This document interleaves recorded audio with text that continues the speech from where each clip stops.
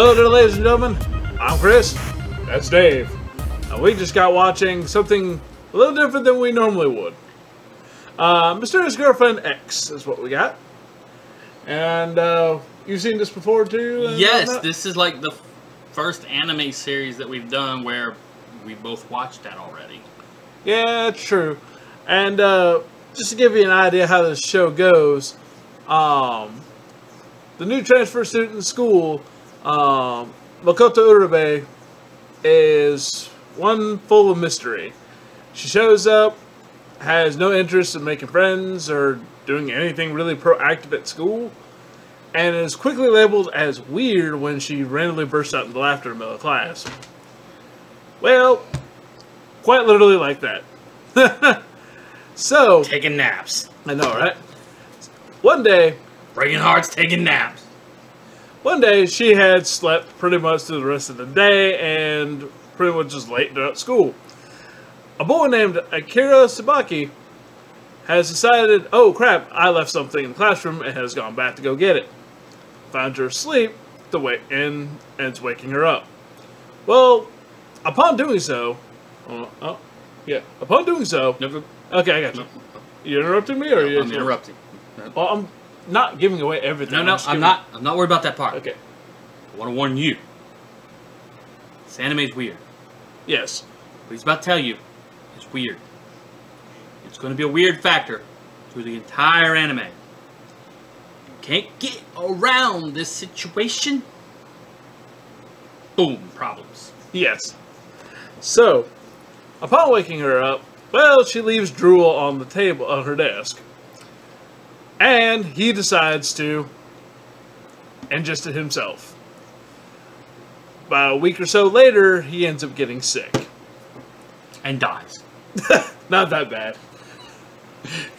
Best anime ever. Resolved everything in the first 20 minutes. Yes. So, Urube has decided to go visit him and has revealed that he's not really sick, like a cold or anything. He's lovesick. Going through withdrawals. This leads to them having their daily routines of sharing each other's drool. Mostly her to him, but every once in a while reversed. And now this is the story of their relationship of having my drool, what a beautiful way to say you love me. As they go through their high school life as boyfriend and girlfriend in the most strange and most awkward of ways. Okay, and so he's pretty normal. Yes. With the slight exception of having an older sister in the mom role. I don't recall, and they don't say in the first 3 episodes, which is what we watched, where the parents are. Did they pass? Are they working? Who knows? At the moment, not a big deal. Second thing.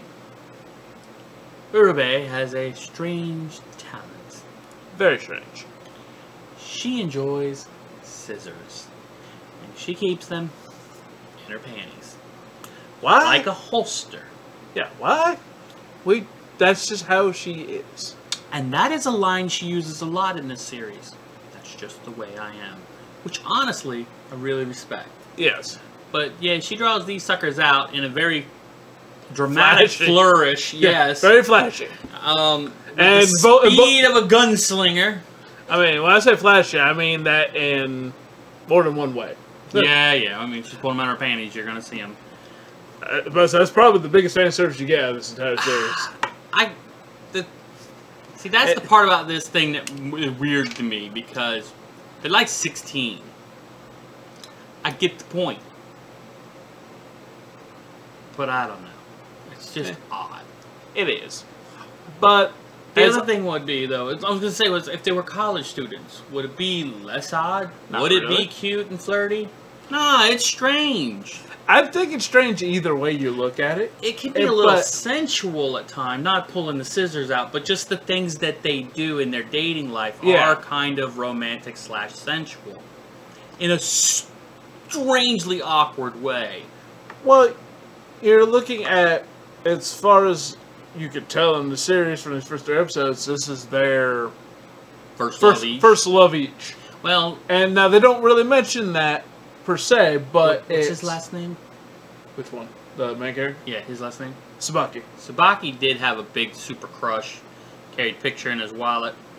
It's important to the story later, too. It is, but I wouldn't call that the... Yeah, no, it wasn't a romance. It was an unrequited interest. And so, with that being said, each one of them has different ideas of how a relationship should go. And that's kind of where we get the whole... This is where it kind of gets interesting. She has a very strong wisdom beyond her age at times. Mm-hmm.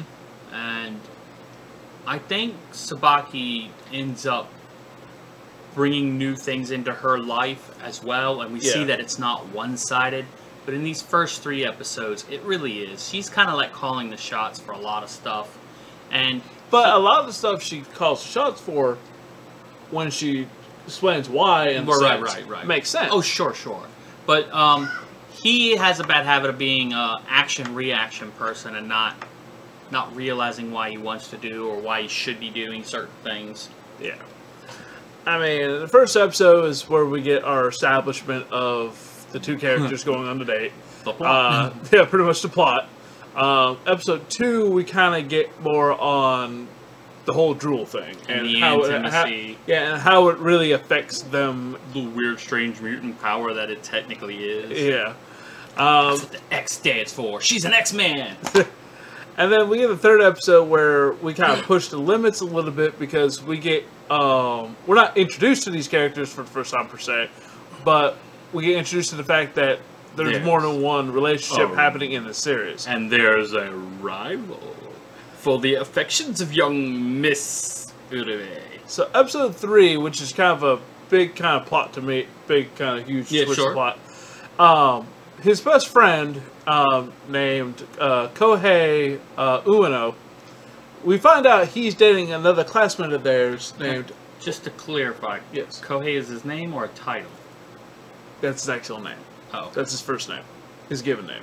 Okay. Ueno is what they typically call him, his actual family name. And then he's actually dating another fellow classmate. These stupid flies are killing me. Named Ayuko... Oka? Oka. O-K-A? Yeah. And apparently they've been dating since their first year of high school. Right. So we haven't really figured out are they in their second or third. But one would assume at least second. Yeah, if not. I think that's where they're at, too. Yeah. And at this point, he's like, well, holy crap, my best friend's had a girlfriend forever, and... I want to do what he's doing. And that's when Urube was like, whoa. Do we really want to do what everyone else is doing? Or do we want to do our thing? Which brings up the 3rd major special thing about this this relationship / anime.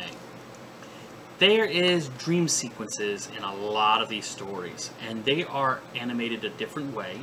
Sometimes they look kind of very beginning computer programming, computer graphics, surreal, and it affects the story in the real world as well many times.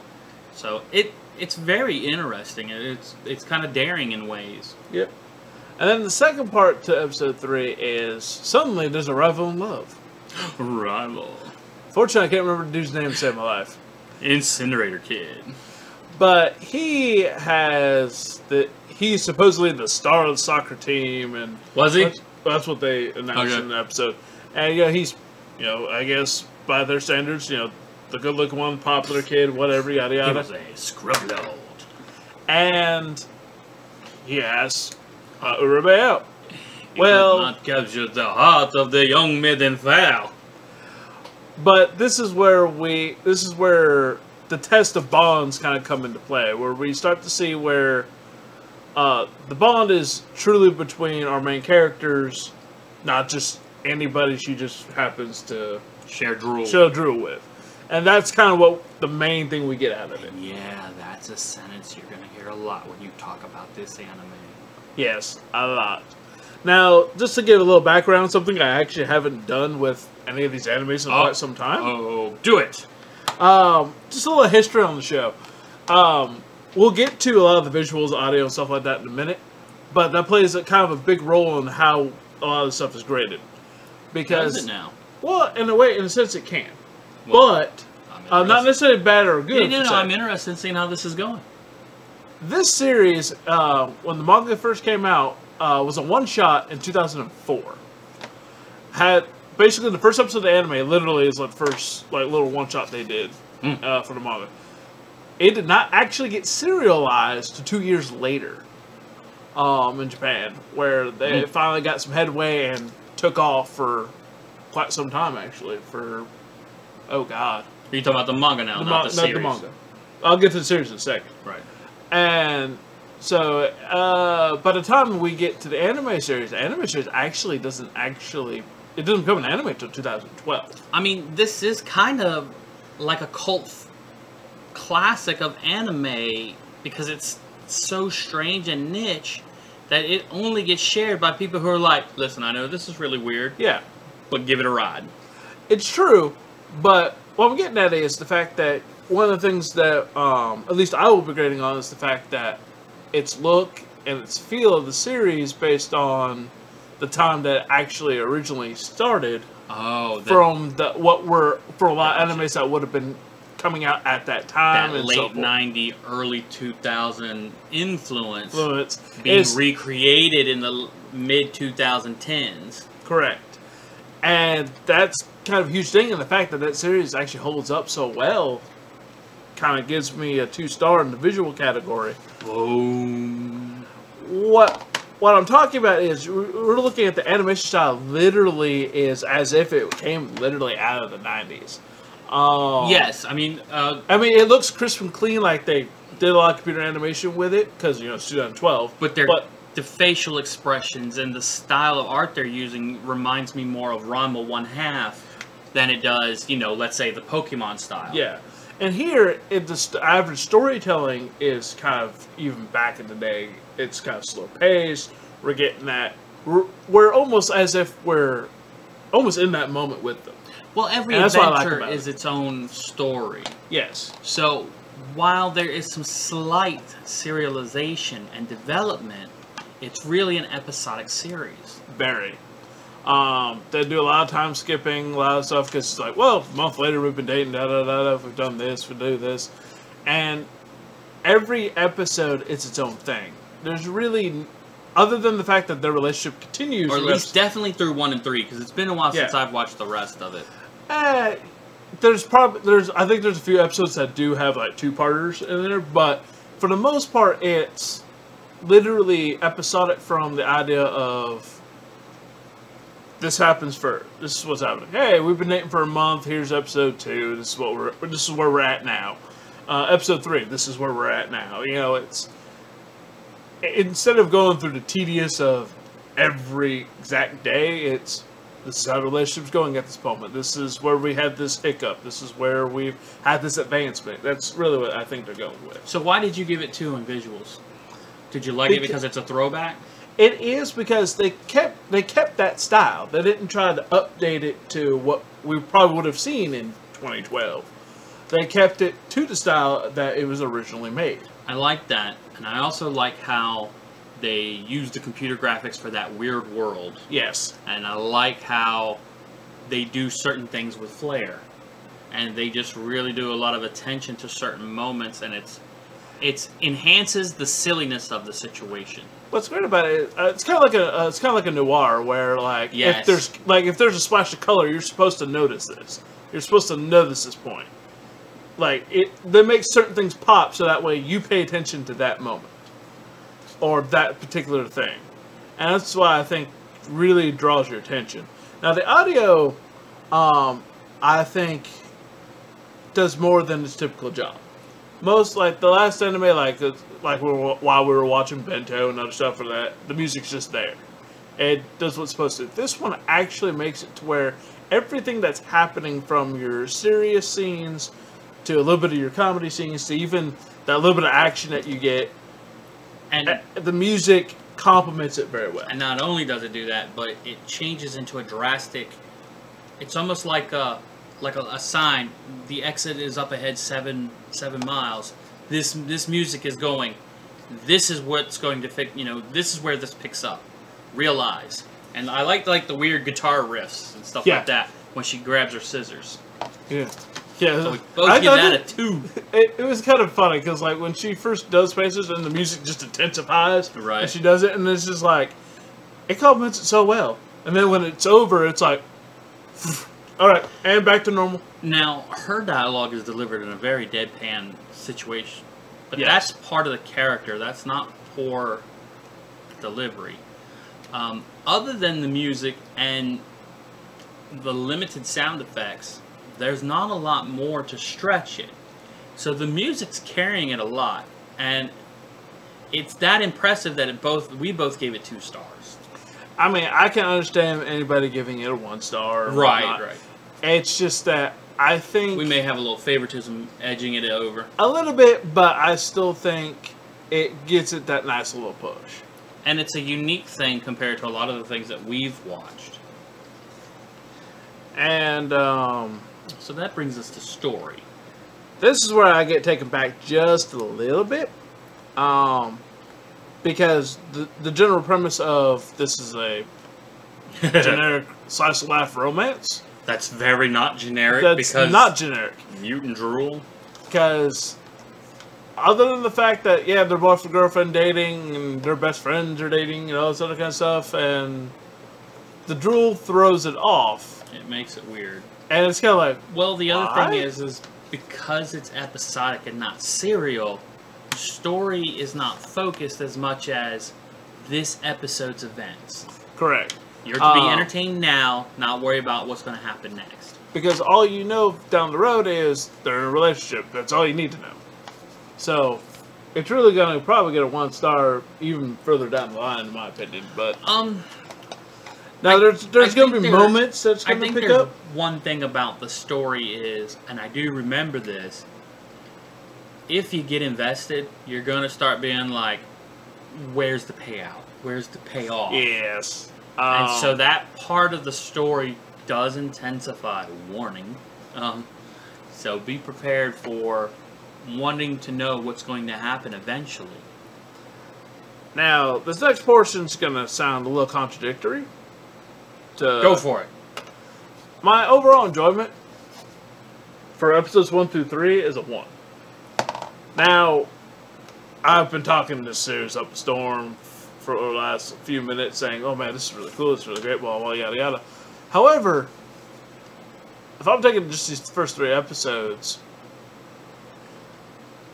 I'm looking at this as not necessarily somebody who's seen this before and knows this is a really awesome series. It's actually kind of cool. I'm looking at it from a little unbiased perspective of I can see where the problems lie in the series. One, as cool as great as most romance series usually go, this one gets a little weird and actually goes at a very slow pace. It is weird, sorry. It starts. It automatically starts weird, but what I'm getting at is it's actually at a slow pace. There was actually a point where we were watching, including our other studio audience here in the background, where after episode 2, we go, alright, that was 3, right? Right. Yeah. No, the pacing is a little slow. Alright, wait. Wait, no, I think it was episode 7. No, wait, I think we're on episode 3. I don't know where I'm at. And it's because if you ever notice, each episode, one thing you'll notice, each episode has multiple stories that go at a fairly slow pace. So you may lose track sometimes of where you're actually at.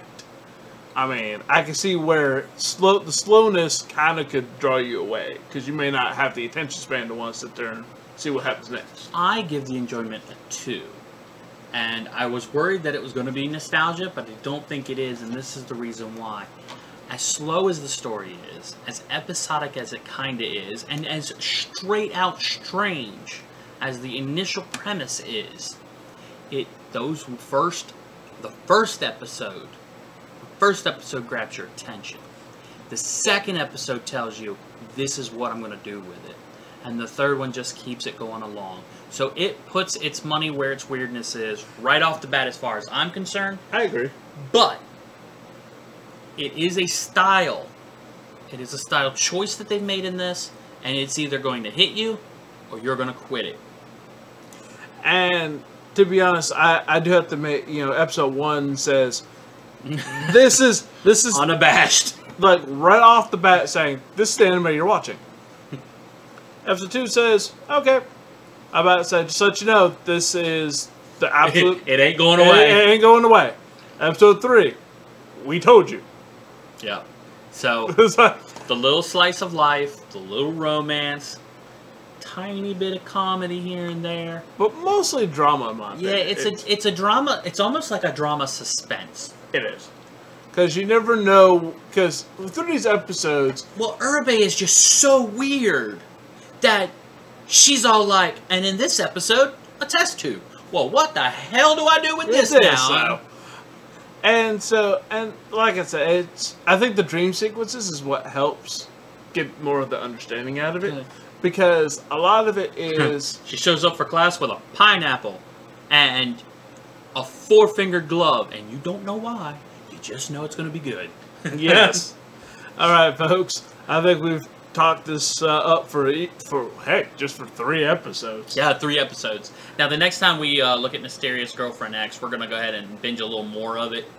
And that way we can get a little more out of it than just your intro. Because realistically, your first 3 episodes literally is just giving you the background of how the series is really going. Who the characters are, why they're connected, and to strengthen that connection.